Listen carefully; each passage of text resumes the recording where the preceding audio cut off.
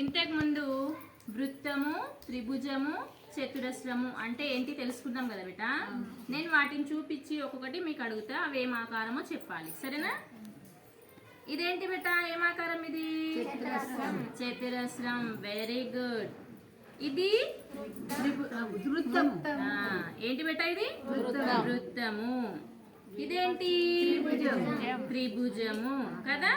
మనము వీటిని కార్డ్స్ లో కూడా చూద్దాం ఇప్పుడు. ఇదేంటి బేట? చతురస్రం. మనకి తెలిసిపోయింది కదా. ఇదేంటి? వృత్తము. ఇదేంటి? త్రిభుజం. ఇప్పుడు మనకి ఇప్పటి వరకు వృత్తము, త్రిభుజం, చతురస్రం అంటే తెలుసుకున్నాం కదా. ఇప్పుడు నేను మీకు కొన్ని కార్డ్స్ ఇస్తా, వాటిలో నుంచి వృత్తము, త్రిభుజము, చతురస్రము వేరుపరచాలి, సరేనా?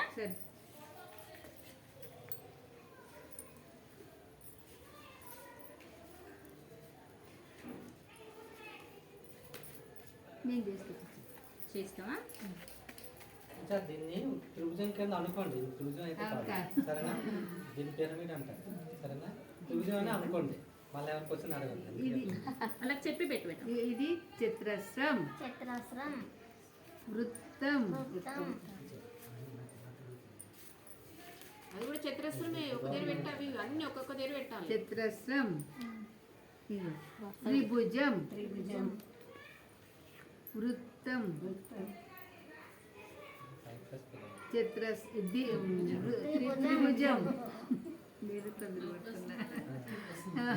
వృత్తం, చతురస్రం,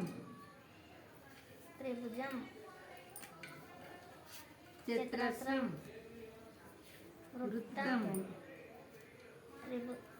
త్రిభుజం, త్రిభుజం. ఇది కూడా త్రిభుజం, చతురస్రం. శ్యామల ఏం పెట్టింది? ఆకారాలను వేర్పరిచింది కదా. ఇదేంటి శ్యామల? చతురస్రం, చతురస్రము. ఇది వృత్తము, త్రిభుజం. ఒకసారి అందరూ అనండి గట్టిగా. చతురస్రం, వృత్తం, త్రిభుజం. ఈ విధంగా వేర్పరచాలి. Okay, good Shyamala. టీచర్ ఇలా వేర్పరచడం పిల్లలు ఏం చేస్తారు తెలుసా? మనము